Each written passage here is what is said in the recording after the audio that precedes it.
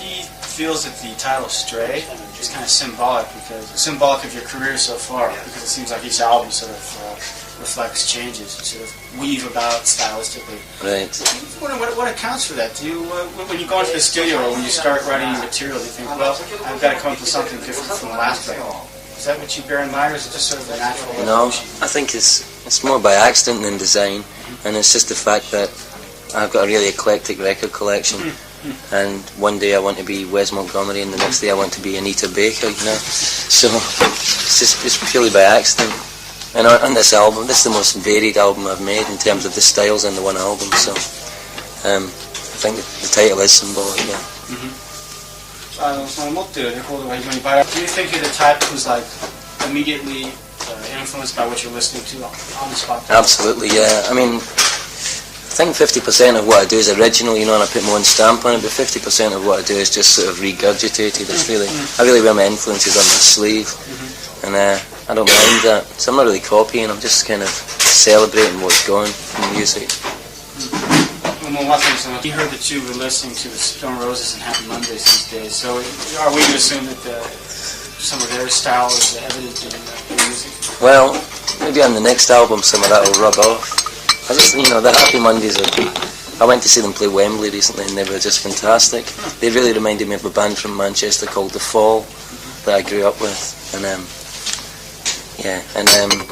just think it's the same kind of music because it's really hypnotic to the point of being sort of moronic and demented, and I like that aspect of their music. So you're pretty happy with what's going on in Manchester, the scene?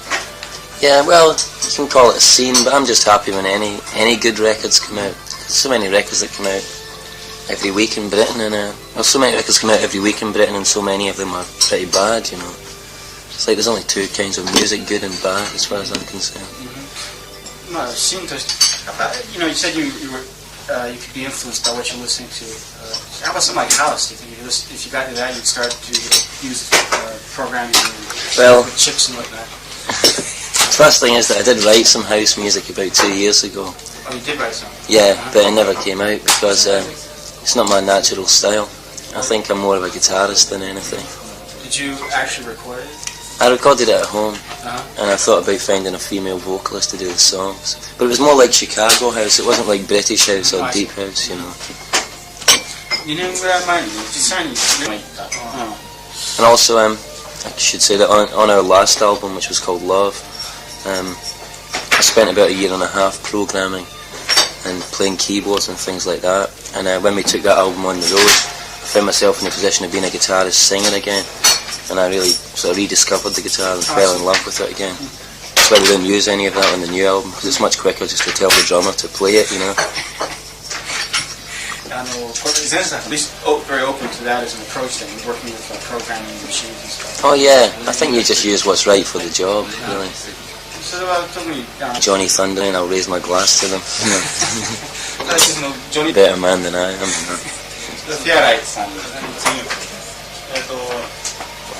There have been detractors that call it Roddy Frame to translate directly here, flaccid, gutless dropout. Oh, really? There have been detractors who have offered criticism along those lines. Oh. Which is, I guess, you know, tongue-in-cheek, though. The type of slamming you get in the British press. Well, I think they're probably in London, writing for a magazine. I'm in Tokyo drinking coffee and playing shows and spending money. So there may be a little bit of jealousy. Who knows? Yeah. I'm sure that British press has never suffered from jealousy. So maybe the thing about the gutless part being owed to the fact that the actual song, the music you produce is almost like brilliant, genius-like, but it tends to drift from one style to another. Right. One is the fact that you flit about from style to style, and the other one is that the music itself does seem to have sort of a lightness to it. Maybe a sort of it's not the most solid sounding. Well, most of my songs are love songs, you know, and even when they're not all about boy meets girl, you can use that device all the time in your songs. And I suppose that might get on their nerves a bit. I don't really know how to answer that though. Yeah. I think you like it or you don't, you know. Let me run on now. You never have really collaborated with anybody like over a long period of time, even a short period of time. You're kind of a loner, right? Aren't you? Yeah, it just so happened that way. Before we even got to make our first record, our first drummer had left, and we got someone else, and then just went from there. And some people just want to move on and do their own thing after they've worked with Aztec Camera, and some people get asked to leave. You know, so. Why do you? There must be a reason for that. Because things are always in motion. Because I think I like changing things up, and I think what I do is pretty playful, and you know, you get a bit bored like with the same sound. So, you know, but like I say, a lot of people have just left over the years to go and do their own thing. I think that's okay. Wow. Do you ever feel the need for like sort of an emotional backbone of the band, like somebody who's always there, always to be relied on, sort of the pivotal point aside from yourself? Up until recently, there was a guy called Dave Ruffy, who's played drums with me really since about 1983, and even though he didn't play on the last album, he's always toured with me. And we lost him quite recently. He went off to, it sounds like he died. No, he actually, closest thing to it, he went off to play with Sinead O'Connor. But I suppose it's so I suppose he was that, but his replacement is a guy called Frank Tonto, and he's doing really well. But Dave was like a bit of a backbone. Dave Ruffin. Yeah. I suppose he's got to work with someone with money sooner or later, you know. He can't go on indulging my whims forever. Has it been much of a problem to you having lost it? Well, as I say, his replacement, Frank Tonto, I think is a fantastic drummer, and he's, you know, everyone's got their, you know, plus and minus points, but I think Frank's fitting in really well. I think for some reason I tend to look to drummers as kind of MDs, you know, musical directors, you know. So if I turn up an hour late, he's started the band up and it's going, and he's got control, and that's good. Just every drummer you've worked with has always been that way? Yeah, maybe it's something in a drummer's personality. They're kind of bossy people for some reason. Well, you might know. Isn't that like in writing material, you get the desire for like a collaborator, a co-writer? I don't have that strong a desire, but what I would like to do, I think, is, you see, recently I worked with a guy called Mick Jones, who played with The Clash and Big Audio Dynamite, and I really enjoyed that very much. And there's a couple of other people I'd really like to work with, if I get time at the end of the year. One of them's a guy called Martin Brammer, who is from Manchester. He had a band, he played in The Fall, and he had a band called The Blue Orchids. And he got in touch and he'd like to do something. And I'd also like to contribute something to Ian McCulloch's album, but I think he may have started it already, because I've been on tour for a little while. But those are the two guys I'm really interested in at this point. How come you haven't done that more than that? Because I've just been wrapped up too much in my own thing. And also I met a lot of people last year for the first time. I think I started socialising last year. Yeah. What is that? I don't know, I was always a home bird, and then maybe something to do with the dance scene and getting exploding and going out more, and you know, everyone talking to each other quite a lot. Are you located in London right now? Yeah. Have you moved there recently? I've been there about 7 years off and on. I spent a little bit of time in New York, and I lived in Manchester for a while before it was fashionable. So you discovered the club scene? Yeah, in a way.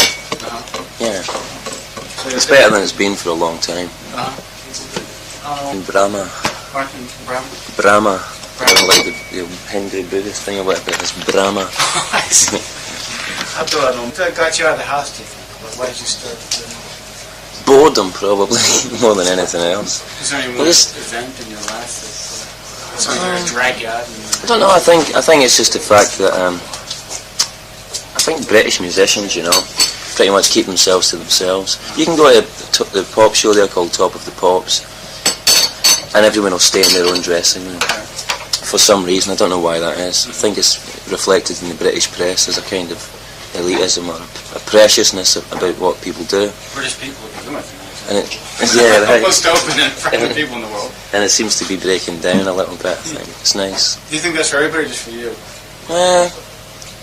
For me and the people I've met, in that way. People, I don't know, people are lightening up in Britain, to an extent.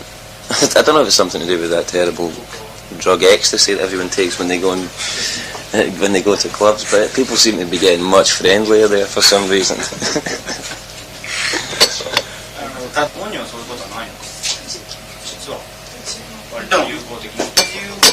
Were you like in your younger days also kind of, did you keep to yourself? Oh yeah, I was one of those teenagers who wandered around with a copy of Highway 61 Revisited under one arm and a copy of The Age of Reason under the other. You know, I was one of those, I was a bit of a Dostoevsky, and that's just the way it was, really. Bit of a loner. Maybe that's why I write songs. I think that lots of songwriters are like that, That's why it surprised me that I met so many songwriters that I admire in the past year. I've admired for a long time. I met them and they seemed quite open and we got on well. Because I really was, one of those very, very quiet, stay at home and read kind of teenagers.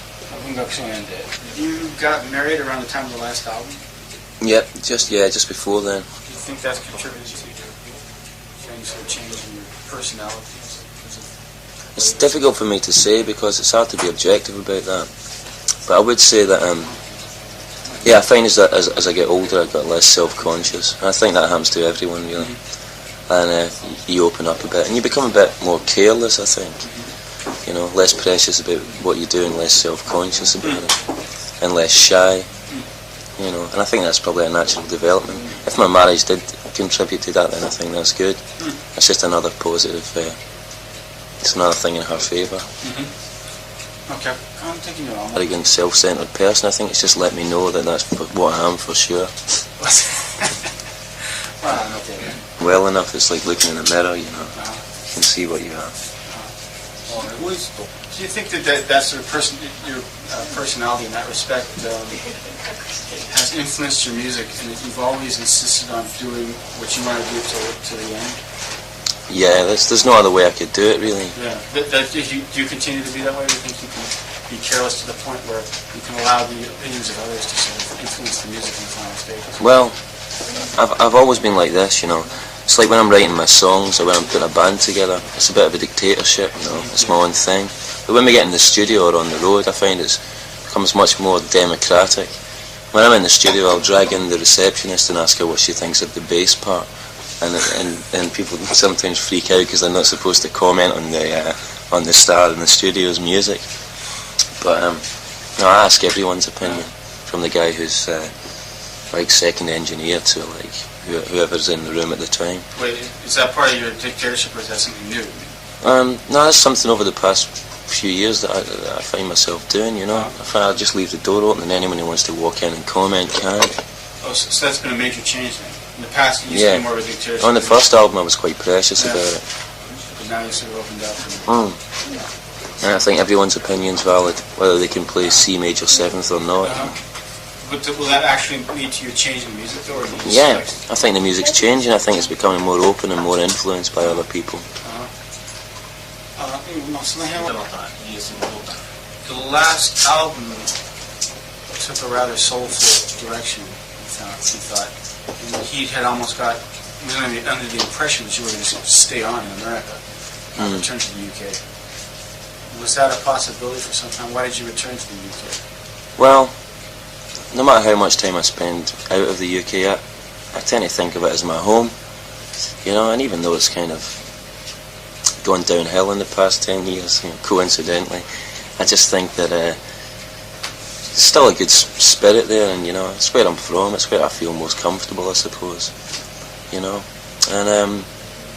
even though I feel at home in America, it's just something that takes me back to the UK all the time. I'm sure what it is. How long were you in America? I've spent like 4 and 5 months out of the past few years there, going over there, working. I started writing this new album in America, in fact, and don't know. I'm a bit of an East Coaster though in America. I get on a lot better in New York than I do in LA. I see. Was there like a possibility of you actually staying there? I don't know why he asked the question. Well, I've been thinking about staying in America for quite a while, but it's just something that's always at the back of my mind. I'm always thinking about it. I'm privileged enough to be able to go and spend time there when I want. 違う方向に行ったのかと。He asked that question because he noted like sort of the soulful flavor of the last album. He kind of got the feeling that he was sort of all of a sudden become enlightened to the way of soul, and you were kind of going to stay on in America, and also I guess become soul brother number 2. Soul brother, yeah. I'm about as soulful as a white guy can get, No, I guess that's why he asked the question. He thought stylistically you would kind of adopted something new, something American. Right. And you were going to change your lifestyle accordingly. No, not really. Just didn't happen. Didn't happen. No. Well, what accounts for the soulful aspect? You have to excuse my ignorance. Oh no, just because I've always liked soul music, and I suppose there were like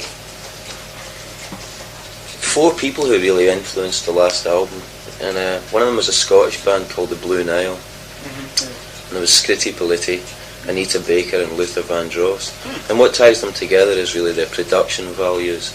There's a kind of slickness about what they do, and even though it's soul music, it's not soul music in the old James Brown sense of the word. It's not funky drummer, it's like it's got a more ethereal or a softer thing to it. Nuevo retro was the word. Is it? Really? Yeah, so one black journalist in America dubbed Anita Baker that. Because it's sort of old values presented in a very new, sort of glossy manner. Okay. Yeah, and actually Luther Vandross, I suppose it could also apply to Luther as well, because he does sort of take the old values. And he adds a little bit of funk here, but it's really not that risky. It doesn't sweat that much. That's right, it doesn't sweat that much. Nuevo retro. Yeah, well, that's what it is. Yeah, thanks. You got something to say in your next interview. I'll remember that for the next one. You could understood it. When you mentioned those 4 artists there, were you talking about Stray or Love? Oh, sorry, I was talking about Love. Okay, how about Stray? Do you think that could be boiled down to you can break apart the tones? Yeah, I can. Yeah, I'll tell you exactly what went on. Like I say, when I made that Love album, I spent a lot of time in New York listening to WBLS and programming, like the soft black station, like the pop end, Quiet Storm, or whatever they call it. All this terminology. And programming machines and spending a lot of time doing that and working on arrangements and demos. And then when I took that album out on the road, like I say, I found myself in the position of being a singer-songwriter again, because I was, when I go on the road, I'm the guy at the front who plays guitar and sings, and I just rediscovered the guitar. So when I got home from that tour, I suppose I spent like the last year or something just listening to all my favourite guitarists again. And that's like Johnny Thunders and the Byrds and Wes Montgomery and Charlie Bird and Django Reinhardt, Vinnie Riley. And I just think the guitar is just the most expressive instrument, and I kind of feel really at home with it again. So who knows? That might all change. I might end up making ambient music next year. But please, don't get carried away. I guess you're sort of fascinated the way you jump around stylistically. I guess about 3/4 of the questions. Yeah, I'm a bugger to live with, to tell you. Well, he was warning, like, for example, in the case of like Keith Richards, it's like he's rock and roll, and that's sort of what he does. The only thing he really does. Is there any style that you'd like to call your own? That you can call your own? To call my own? Yeah. Is there only one mode of music? I think I've always made British pop music, no matter what I've aspired to. So I can fool myself that I'm making a record like Anita Baker while I'm doing it, but when I look back on it, it sounds like a British pop band. I suppose that's what I am. Well, that's what I was like telling him before the interview. You're saying just kind of change the nonsense. I said, it all sounds like just British pop to me. Right. I guess it depends on who's listening to it. Mas, you seem kind of enviable in that you're able to do what you do best and still, lead a rather normal life, whereas a lot of the other musicians sort of seem to be committing suicide before our very eyes. Keith Richards, a very good example, Axl Rose and Guns N' Roses, or even like Morrissey as well. Seems like somebody who might to run himself into the ground. Or through ginseng abuse. 生活でまたまたミュージシャンみたいな。はい。これどう思うか。そういう風になりたいなとかないですか。Any time in your career wanted to emulate that sort of an artist, like somebody who's like almost moved to a dive in the name of music and the name of his art? Well, I don't think those people die for music. I think they die because of drugs. You know, it's like it doesn't matter if you're a stockbroker or a musician. If you want to take heroin, you're taking a bit of a chance. So, you know, that's kind of what I think.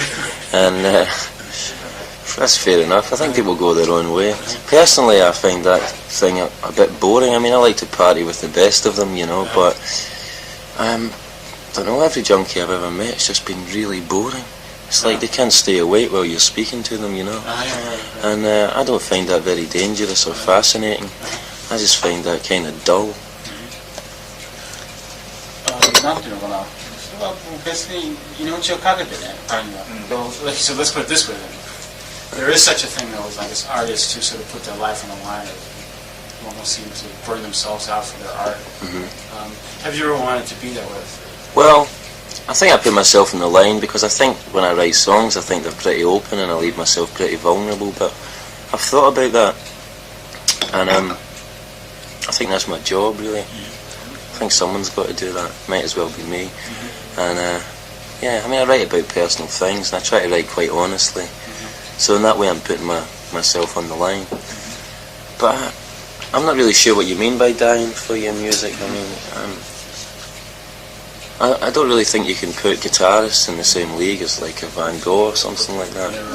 You know, where your music pushes you to the brink of insanity, because really what you're doing is making 3.5-minute pop records most of the time. You know, it's not... There's no proof that Van Gogh's brilliance pushed him to insanity. No crazy guy to begin with. Yeah, I think he just had an ear infection. And they are actually saying that now. Right. Yeah.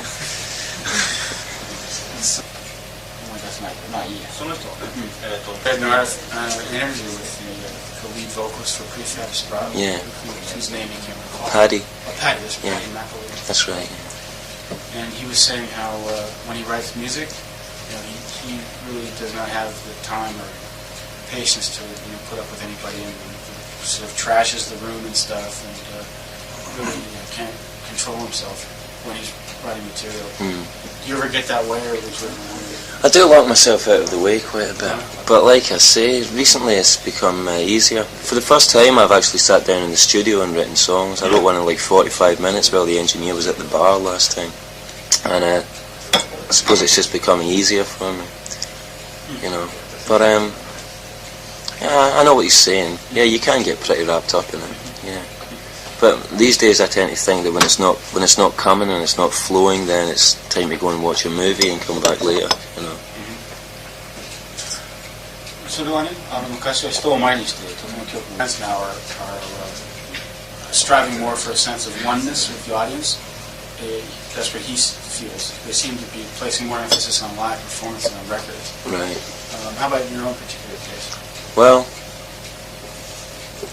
the way it happens with me is that while I'm out on the road, I'm thinking, wow, I wish I could be back home making another record, and then when I'm in the studio I'm totally bored and I can't wait to get out on the road. I think there is more emphasis on live performance than there was for a few years. I'm not really sure why that is. I suppose on the one hand with the Manchester scene, it's all about dance and it's all about audience participation and everyone dressing the same and getting off on the same thing. And on the other hand, there's a real American Springsteen kind of influence in a lot of the Scottish bands like Deacon Blue and Texas and Slide and people like that, where they're into that sort of fist-waving rock and roll, hey, kick-ass sort of thing. So I suppose those are the two schools that's coming from. But then again, I mean, there's always been sort of football chant tradition there. Yeah, with like Simple Minds, I think they... Yeah, you too. Yeah. All these bands just... I was talking about the younger bands, really. Oh, I see. Yeah. Like in the more recent bands who've come out. Okay. So if you derive a lot of enjoyment from going out on the road then? Absolutely. Yeah, I love it. I love being on stage, and it's just because you get the chance to go out there and turn people on, you know, whether you make them melancholy or whether you make them happy or whatever. I just like to touch people and turn them on. それは人を喜ばすっていう仕事は非常に assume you were the type who, you know, sort of puts up with laughing the road, but really enjoys going to the room there alone and strumming the guitar and writing songs on your own. That's gonna be... No, it's like I say, you know, I do tend to get a bit bored in the studio. Yeah. I think a recording studio is a hell of a strange place to make music, you know. So I tend to work in spurts in there, and I don't work as hard as some people do in the studio. I love being on the road. I think it's great. It's like being Miss World. You just travel and meet people, you know. Well, it takes for granted the fact that you have a lot of confidence in your songwriting abilities and your abilities to record in the studio. How about on stage? How do you rate yourself as a performer, a live performer? Live performer? Well, I suppose about 8 out of 10. But I'm always trying. And that's the main thing. I think I overreach myself a lot. I try to do things on stage that maybe I should have practiced before I went out there. But I always go for it. So I suppose part of the thrill for the audience is seeing if I'm going to make it or not. Well, I admit, it's good at that. But your talents in terms of controlling the audience, like bringing them up or bringing them down, how are you at that? I don't really want to control them. I don't like going to concerts and being controlled. I like to go to a concert and do what I want to do, think what I think and get off on it, you know. So it's, you know, I mean there is showbiz involved, but not to the extent of thinking, right, we'll bring them up here and bring them down, you know. It controls me in a way too. Sometimes you see people in the audience and you sort of forget what you're doing because you get into looking at them. Aztec Camera's got quite a pretty audience actually. Well, compared to Motorhead, you know.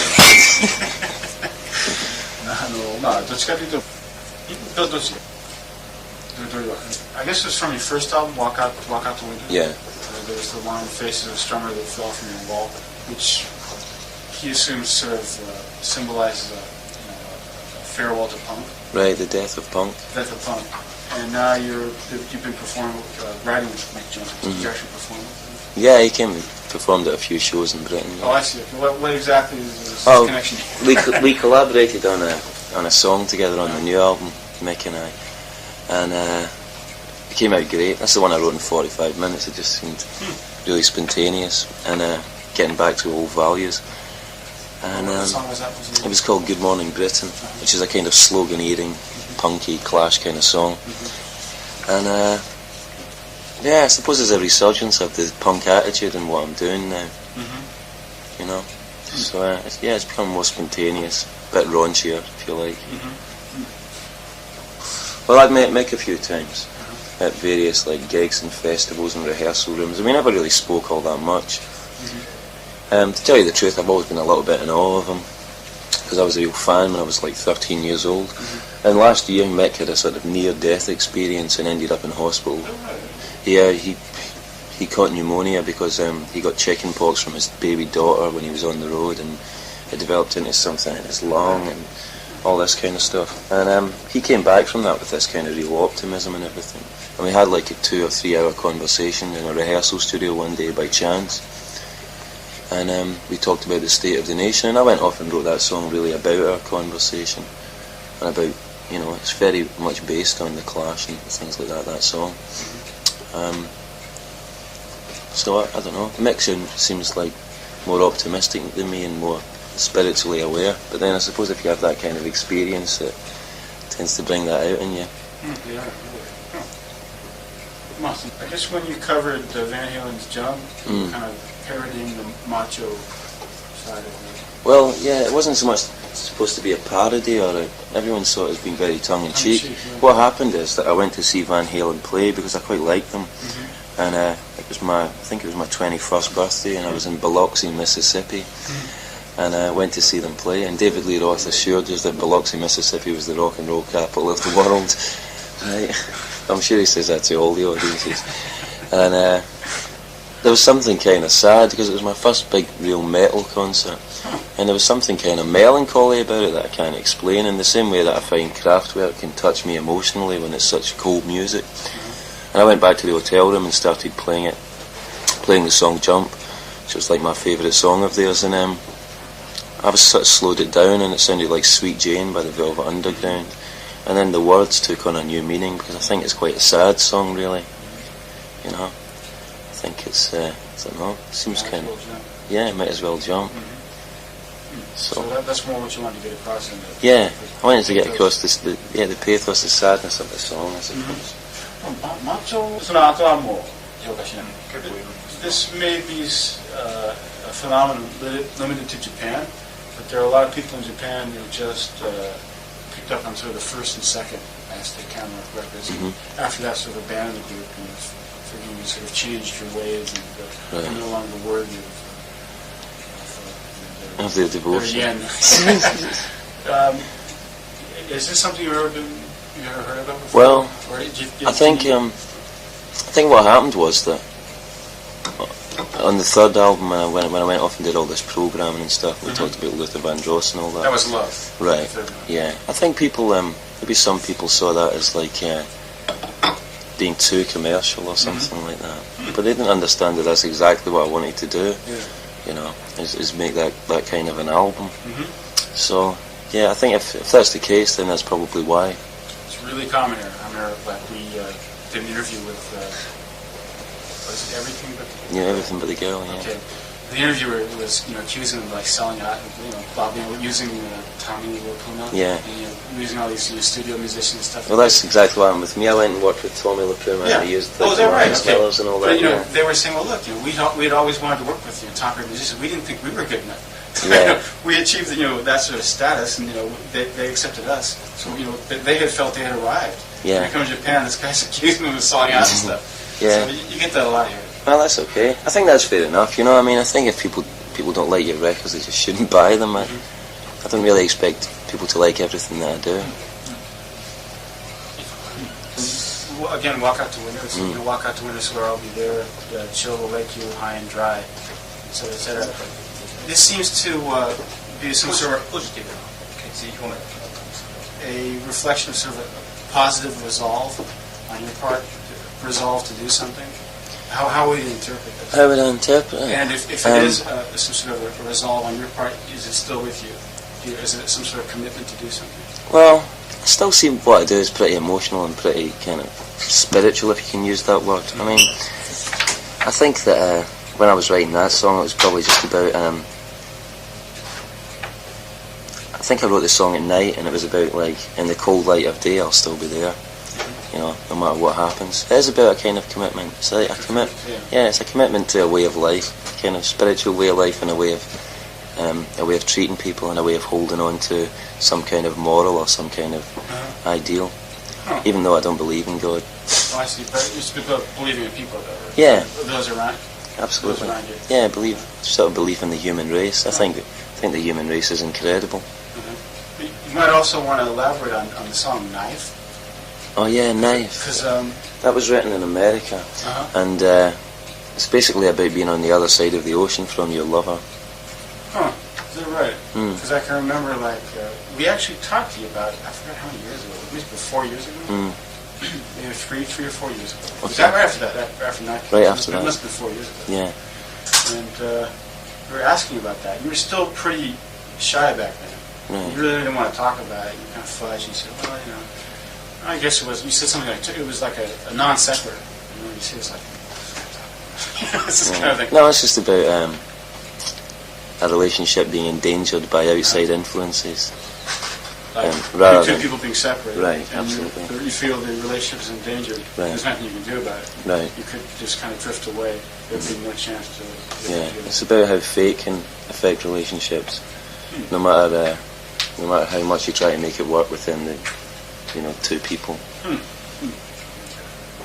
That explains that. Okay. Okay, I guess we'll get a couple photos here. Okay. I'm glad you're here. Thank you. Okay. Thanks very much. Yeah, thank you. Cheers. Thanks.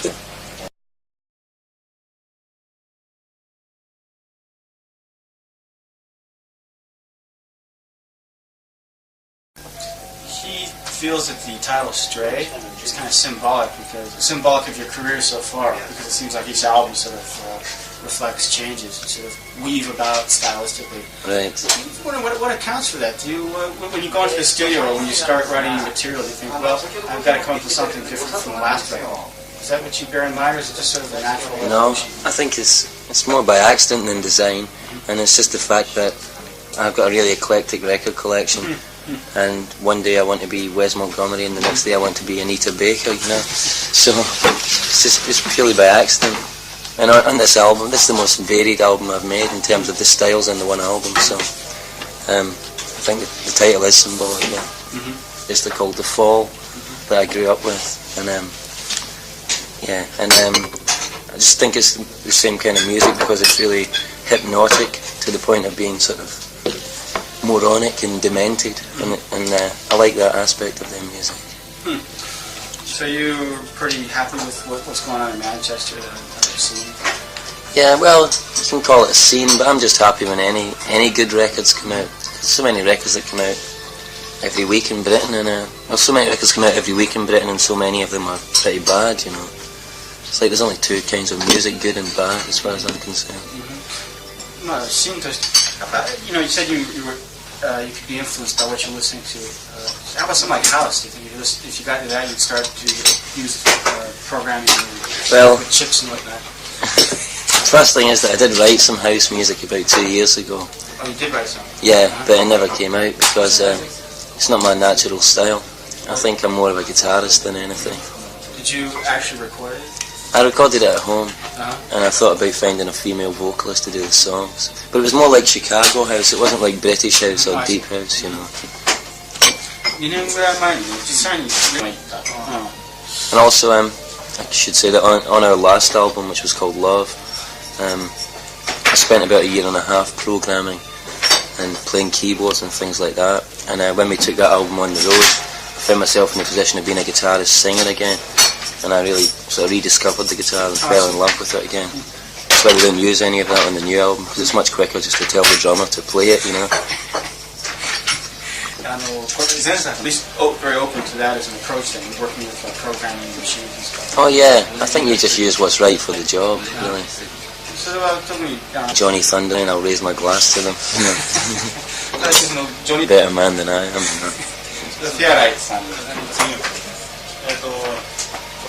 There have been detractors that call it Roddy Frame to translate directly here, flaccid, gutless dropout. Oh really? Do you think you're the type who's like immediately influenced by what you're listening to on the spot? Absolutely, yeah. I mean, I think 50% of what I do is original, you know, and I put my own stamp on it, but 50% of what I do is just sort of regurgitated. It's really, I really wear my influences on my sleeve, and I don't mind that. So I'm not really copying, I'm just kind of celebrating what's going in music. You heard that you were listening to the Stone Roses and Happy Mondays these days, so are we to assume that some of their style is evident in the music? Well, maybe on the next album some of that will rub off. I just, you know, the Happy Mondays I went to see them play Wembley recently and they were just fantastic. They really reminded me of a band from Manchester.